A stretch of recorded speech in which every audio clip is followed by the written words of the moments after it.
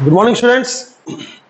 ये हमारे आगे के लास्ट न्यूमेरिकल्स हैं ऑसिलेशन चैप्टर का, और ये सबसे टफ वाले हैं, तो दिल पे हाथ रख के सभी सुनिएगा अच्छे से।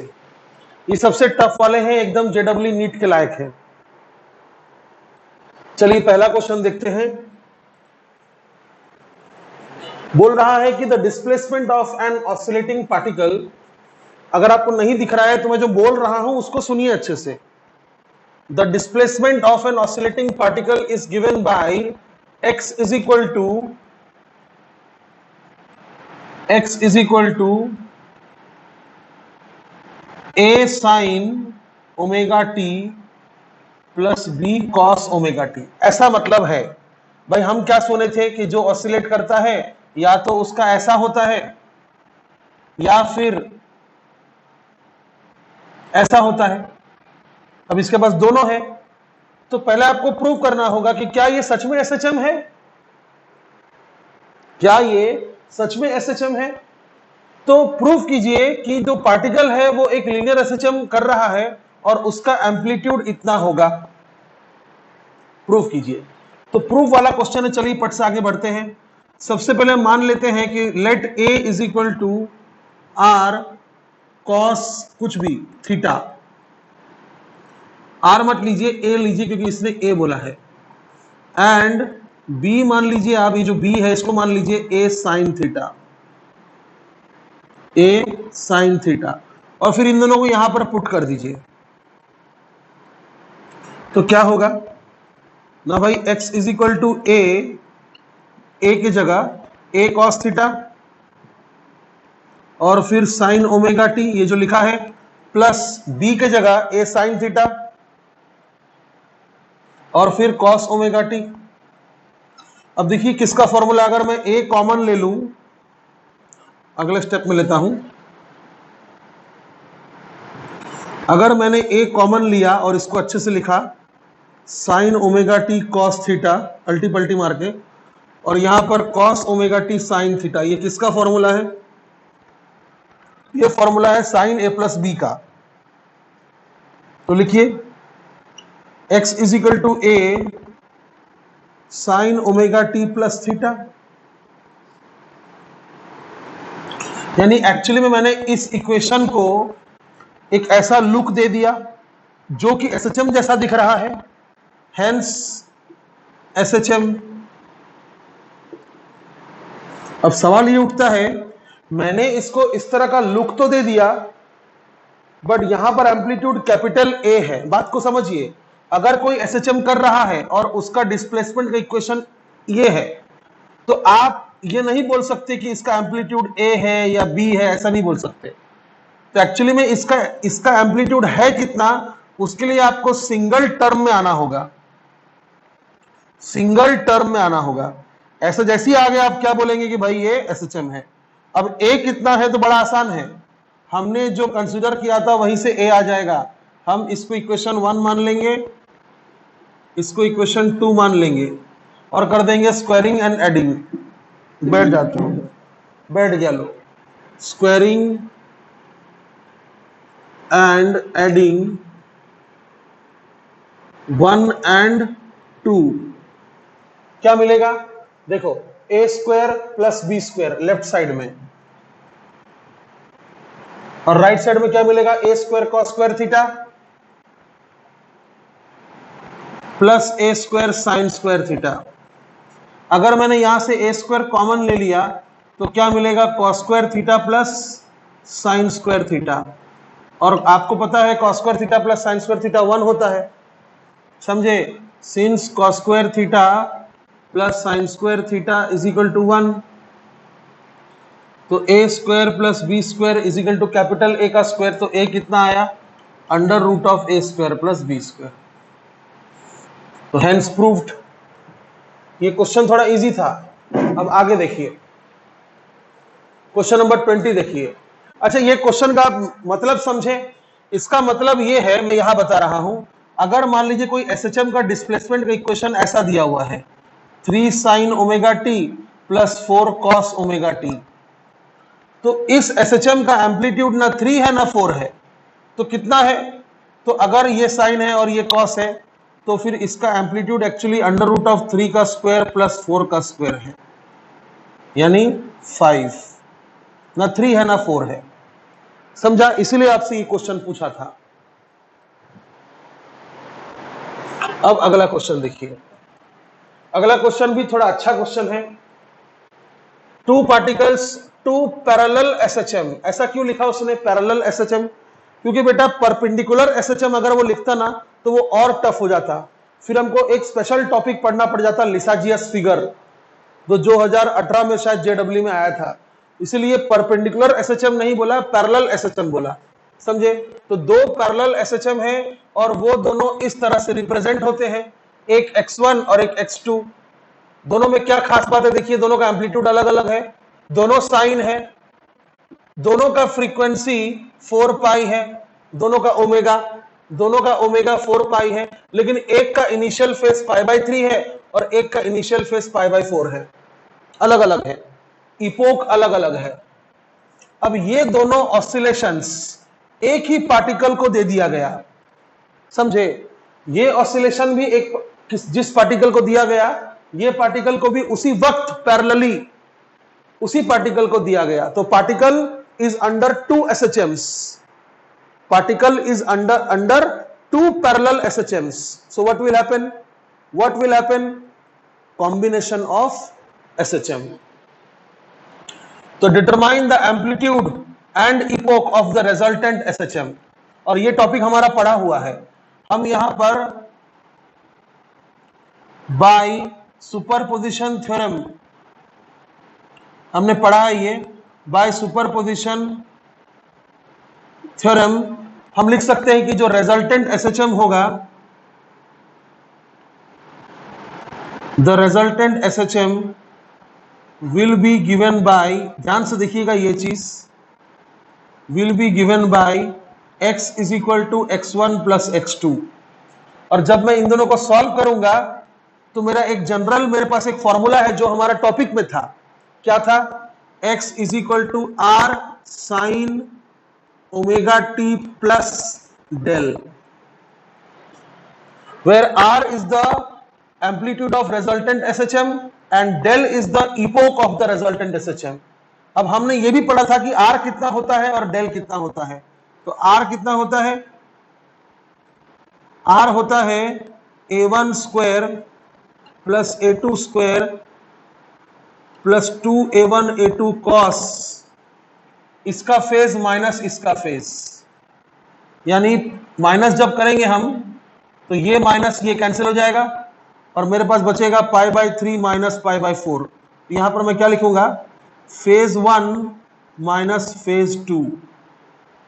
ये मेरा जनरल फॉर्मूला है रिजल्टेंट एसएचएम का एम्पलीट्यूड का। तो हम सब पुट कर देंगे। अब 5 और 3 है तो 5 का स्क्वायर 25, 3 का स्क्वायर 9, 2 इंटू 5 3 जा 15, 5 3 जा 15 इंटू 2 30 इंटू कॉस π/3 माइनस π/4। यहां लिखता हूं π/3 माइनस π/4। ये कितना होगा? 4 माइनस 3 π/12। ये हो जाएगा π/12। π/12 भी होगा ना? 4 माइनस 3, हाँ। अब cos π/12 कितना होता है? cos π/12 मतलब 180/12,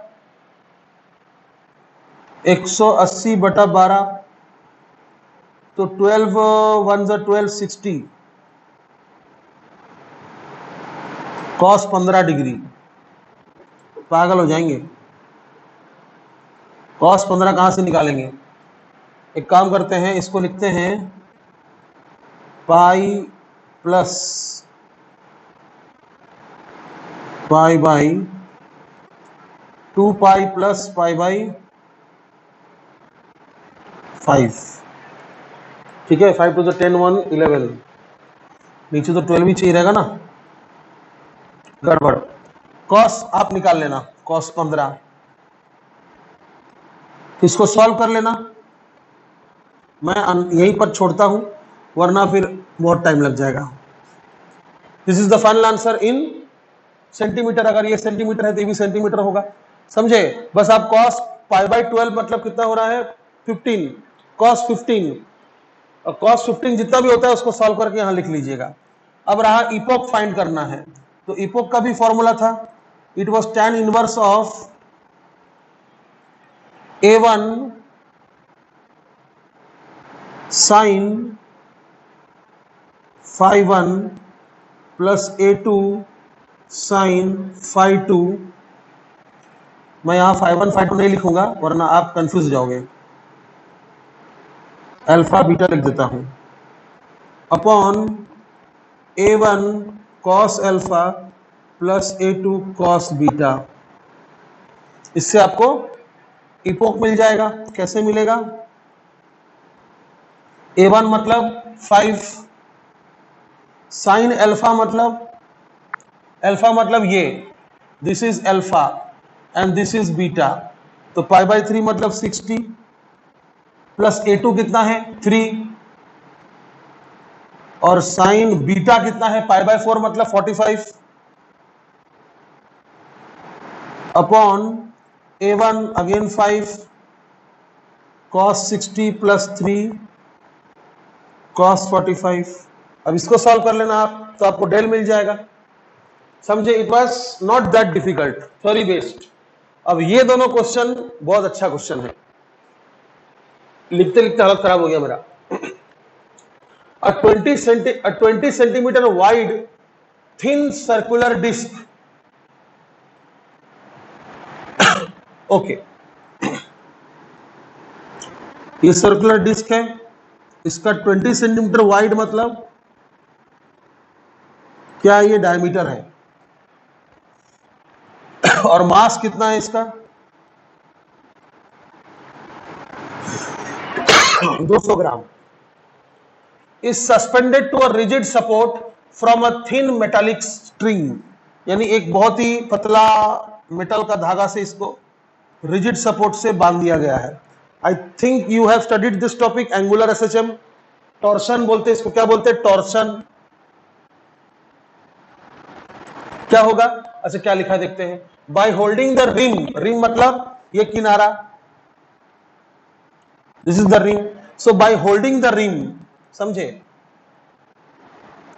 bye holding the rim the string is twisted through 60 degree and released, मतलब ऐसे रिम को पकड़ के 60 डिग्री रोटेट किया गया, 60 डिग्री रोटेट किया गया और छोड़ दिया गया। तो आप थोड़ा सोचिए, सवाल इसका रोटेशन का नहीं है, सवाल है कि जब आप इसको ऐसा रोटेट करवाएंगे तो ये जो धागा है ये मुड़ेगा, ये ट्विस्ट होगा, ये ट्विस्ट होगा, ये ट्विस्ट होगा, तो इसमें ऐसे ट्विस्ट होगा, ऐसे बताया था मैंने आपको। तो छोड़ दीजिएगा तो वापस ये पीछे आएगा, ठीक है। तो this will get twisted, this will get twisted, समझे, and released. It now performs angular SHM of period 1 second. तो जाहिर सी बात है, आप अगर इस डिस्क को पकड़ के ऐसा मोड़िएगा 60 डिग्री से, तो ये जो मेटालिक वायर है ये ऐसा ट्विस्ट होगा, ऐसा, यहां पर तो फिक्स है ना, यहां से घूम रहा है तो ऐसा ट्विस्ट होगा। कैसे बताऊं मैं आपको, इस तरह ट्विस्ट होगा। देखिए ये कुरकुरे का पैकेट है, यहां पर फिक्स है, यहां पर फिक्स है, यहां पर फिक्स है ऊपर, और आप नीचे ऐसा पकड़ के घुमा रहे हैं तो ट्विस्ट हो रहा है ना, हुआ ट्विस्ट, ऐसे ट्विस्ट हुआ। तो छोड़ दीजिएगा तो क्या होगा, ऐसे ऐसे होगा। अब एक कुरकुरे गिर गया मेरा, अरे ऐसा ऐसा ऐसा ऐसा होगा, तो 2 गिर गया। चल बे, एग्जाम्पल भारी पड़ रहा है मेरा। चलो बताइए, 4 कुरकुरे गिर गया आपको एक सड़ा सा क्वेश्चन समझाने में, पूरा नुकसान हो गया मेरा आज का दिन। बताइए, ऐसा गंदा गंदा अच्छा नहीं लगता ना, इसलिए थोड़ा सा साइड कर दे रहा हूं। ओके ठीक है, बाद में उठा लूंगा। हाँ, तो ऐसा ट्विस्ट हो जाएगा, और छोड़ दीजिएगा तो ऐसे ऐसे ऐसे ऐसे एसएचएम करेगा। तो कैसा एसएचएम करेगा, एंगुलर एसएचएम करेगा। कितना पीरियड, 1 सेकेंड। तो वो क्या पूछ रहा है, देखिए, calculate the maximum restoring torque generated अब रेस्टोरिंग टॉर्क एंगुलर एसएचएम में क्या होता है? रेस्टोरिंग टॉर्क एंगुलर एसएचएम में क्या होता है? तो आप जानते हैं कि tau is equal to K theta होता है with a minus sign. Restoring torque angular SHM में क्या होता है?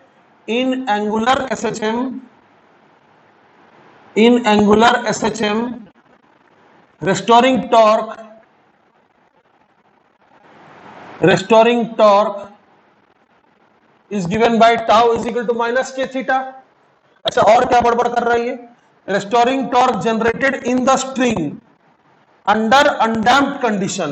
एकदम केस नहीं कर सकते आप इस पे, यानी ये भी बोल रहा है कि कभी डैम्प नहीं होगा, समझे? तो अनडैम्प्ड कंडीशन में स्ट्रिंग में कितना रेस्टोरिंग टॉर्क मैक्सिमम जनरेट होगा, और आपको इसमें इसने एक डेटा भी दिया है कि अगर कहीं पाई क्यूब आया तो उसके जगह आप 31 लिख सकते हैं। ओके, तो ये हमारा पहला स्टेप है कि हम जानते हैं कि एंगुलर एसएचएम में रेस्टोरिंग टॉर्क होता है tau is equal to minus K theta. अब हम ये भी जानते हैं, रोटेशनल मोशन में पढ़ा था कि tau is equal to I alpha होता है, tau is equal to I alpha होता है। तो हम दोनों इक्वेशंस को इक्वेट कर सकते हैं, तो क्या लिखेंगे? Minus K theta is equal to I alpha. समझ गए? चाय चोरी नहीं। देखिए, बताइए, चाय चुरा ले रहे, अभी कुरकुरे 3-4 गिर गया, चाय चुरा रहे हैं।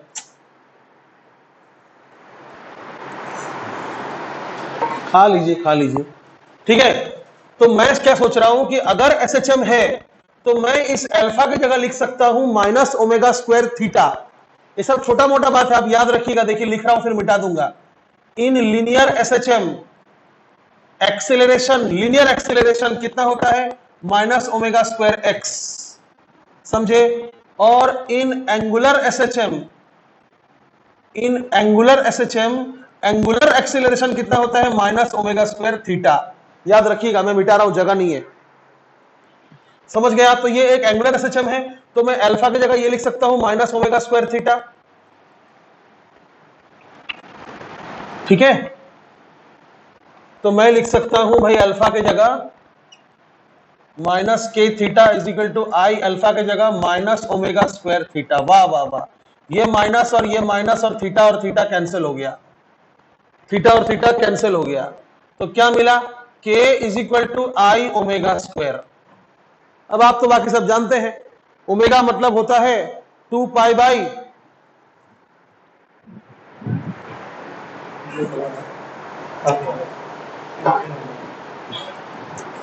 है ना।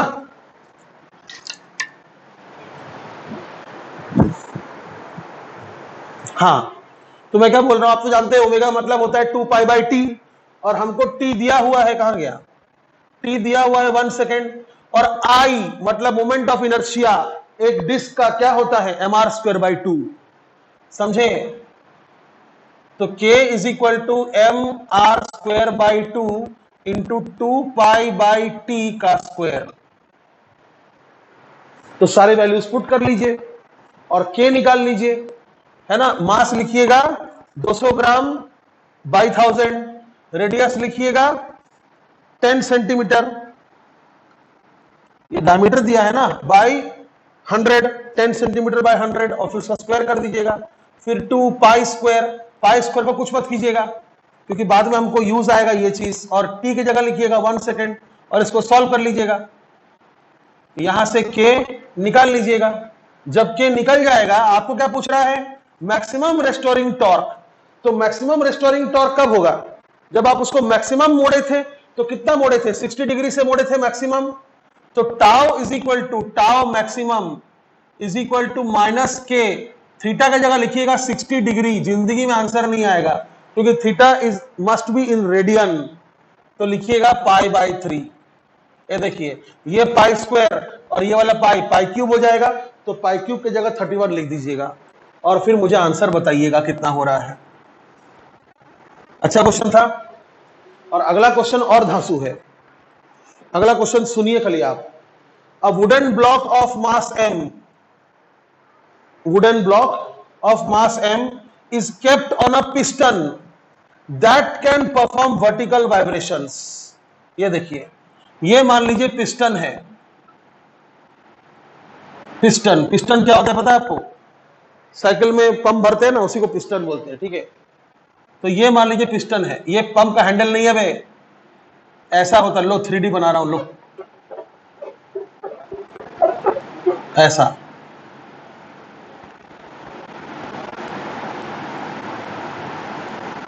ऐसा। यहां पर एक वुडन ब्लॉक रखा हुआ है,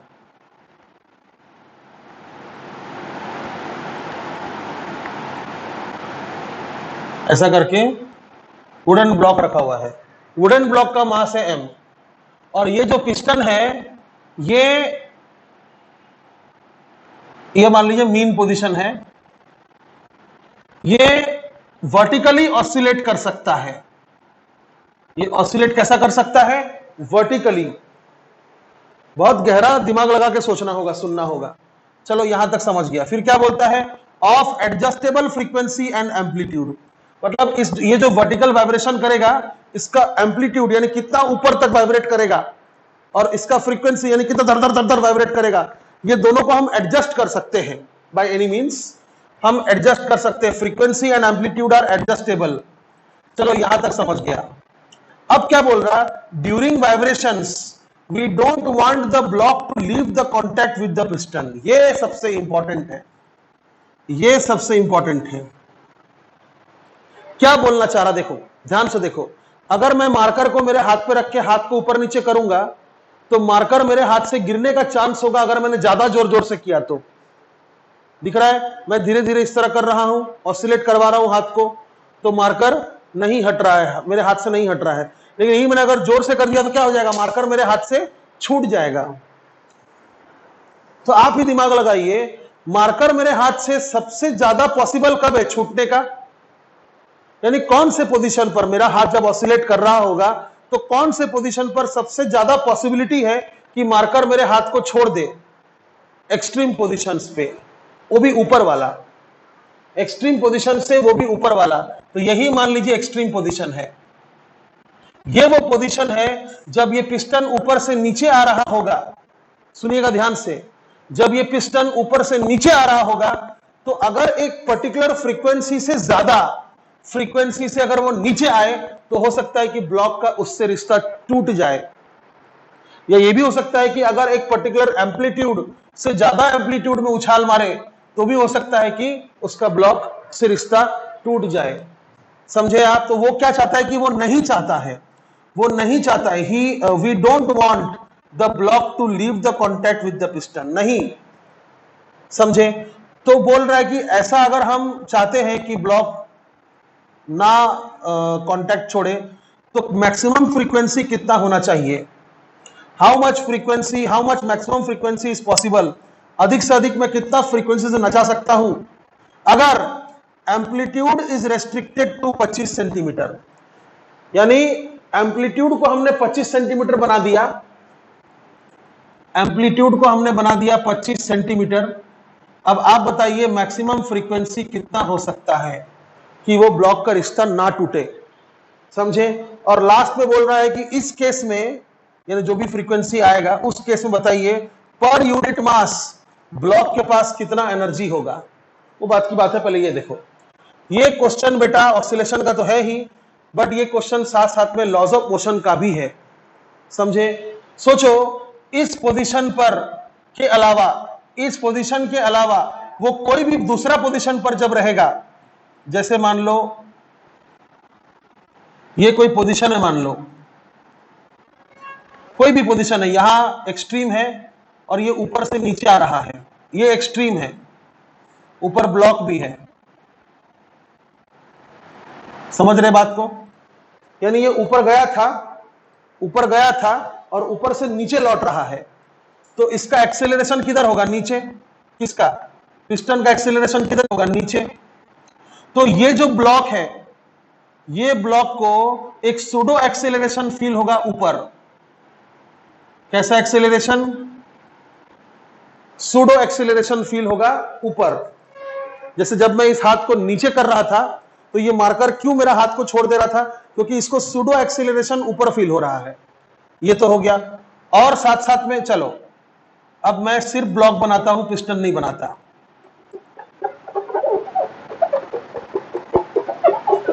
तो इसको सूडो एक्सेलरेशन ऊपर फील हो रहा है, नीचे mg होता ही है।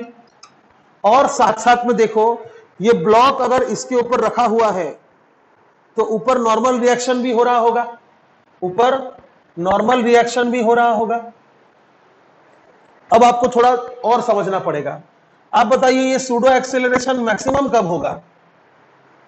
ये सूडो एक्सेलरेशन मैक्सिमम तब होगा जब इस पिस्टन का एक्सेलरेशन मैक्सिमम होगा। कॉमन सेंस है ना? इस पिस्टन का एक्सेलरेशन जब मैक्सिमम होगा तो इस ब्लॉक पर भी मैक्सिमम एक्सेलरेशन सूडो वाला फील होगा। समझ में आया? ठीक है, तो मैं यहां लिख देता हूं वो कि A pseudo will be maximum when piston is at its upper extreme position.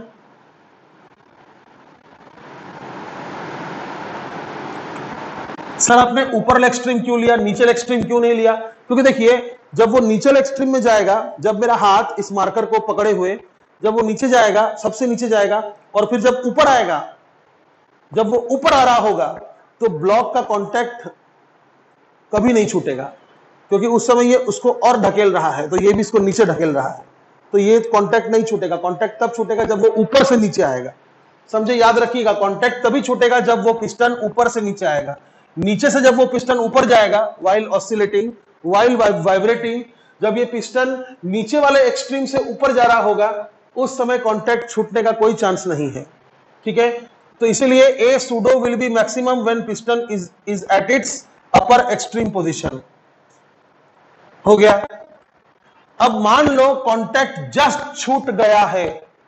कैसा? फिजिक्स में जस्ट छूटना और जस्ट नहीं छूटना एक ही बात है। तो मान लो कांटेक्ट छूट रहा है, यानी इसका और ब्लॉक का कांटेक्ट छूट रहा है। मान लो छूटा नहीं है, छूट रहा है, तो मैं क्या लिखूंगा? ये सबसे इंपॉर्टेंट बात, सबसे important star mark. When the contact is about to leave, then normal reaction will be zero। अबे जब कांटेक्ट ही नहीं रहेगा तो नॉर्मल रिएक्शन कहां से रहेगा? सर आप तो बोलते हैं कि ये नहीं चाहता कि कांटेक्ट छूटे, और आप बोलते हैं कि हम कांटेक्ट छुड़वा देंगे। जस्ट छुड़वा नहीं देंगे, छोड़ देगा जस्ट। समझे आप? यानी कगार पे है छोड़ने का, छोड़ेगा नहीं। तो नॉर्मल रिएक्शन भी जीरो नहीं होगा, कगार पे रहेगा, तो फ्रीक्वेंसी उस समय मैक्सिमम रहेगा, उस समय फ्रीक्वेंसी मैक्सिमम रहेगा। तो प्लीज इस चीज को आप अच्छे से लिख लीजिए, काफी इंपॉर्टेंट है। तो क्या समझा आपने कि सूडो एक्सेलरेशन मैक्सिमम तब होगा जब पिस्टन सबसे ऊपर रहेगा और नीचे की ओर आ रहा होगा, और अगर कांटेक्ट छूटने वाला है, जस्ट छूटने वाला है, तो उस समय नॉर्मल रिएक्शन जीरो हो जाएगा, क्योंकि बेटा नॉर्मल रिएक्शन कांटेक्ट के कारण ही होता है, और कांटेक्ट ही नहीं रहा तो नॉर्मल रिएक्शन कहां से होगा? तो ये पूरा डायग्राम और एक्सप्लेनेशन आप लिख लीजिए अच्छे से।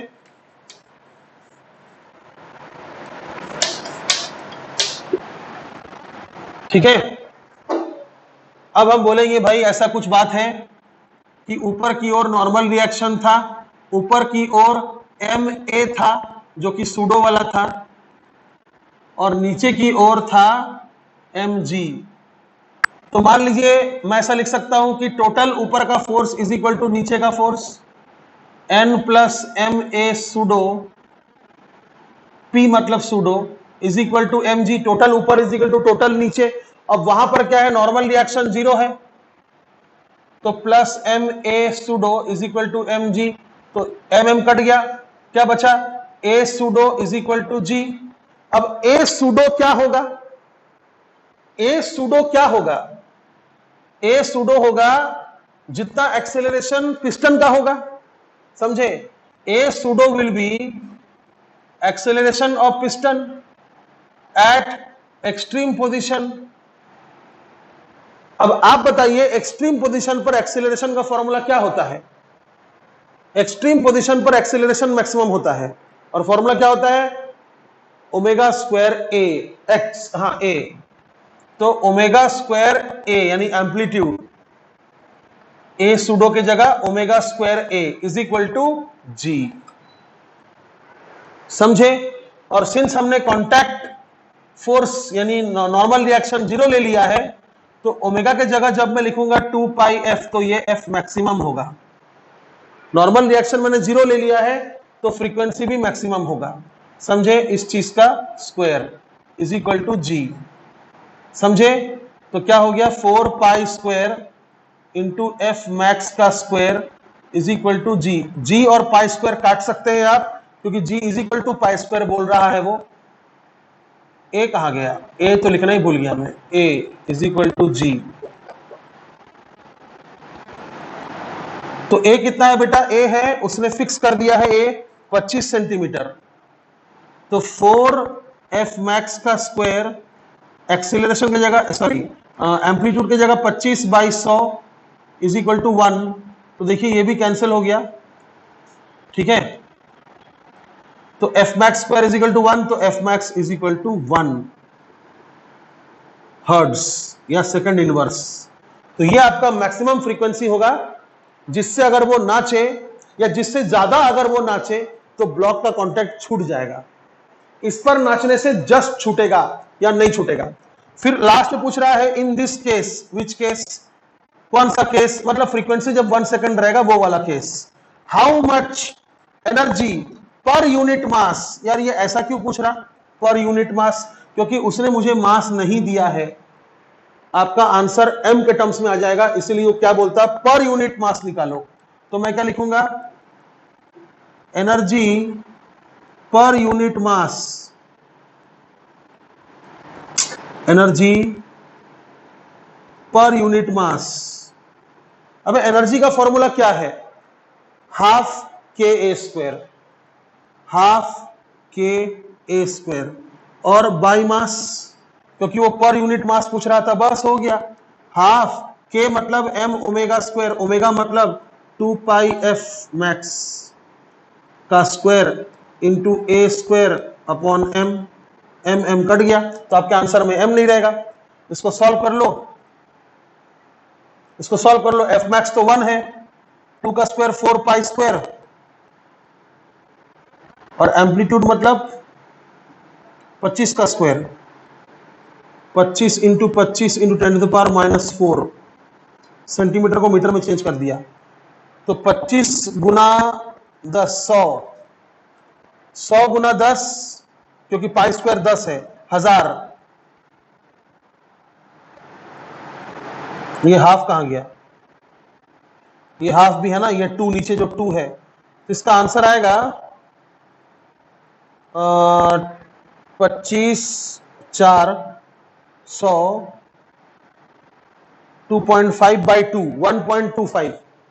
इसको सॉल्व करने से आंसर आएगा 1.25 जूल पर केजी। समझे? इसको दोबारा तिबारा 4 बार देखिए, बहुत काम आएगा जेडब्ल्यू नीट में। समझ गए आप? बस, थैंक यू। बताइए, चाय ठंडा हो गया, कुरकुरे गिर गया। एक बार जूम करके मैं आपको दिखा देता हूं ताकि आपको अच्छे से दिखे। ओके, क्लिप से निकाल लेता हूं पहले आराम से। ये निकल गया निकल गया निकल गया। ये देखिए, ये आपका पहले क्वेश्चन का आंसर है, फिर ये दूसरे का सॉल्व करना है, और जो नहीं समझा तो मेरे को अलग से पूछना, फिर मैं बता दूंगा। ये 5वें का लास्ट हो गया। धन्यवाद।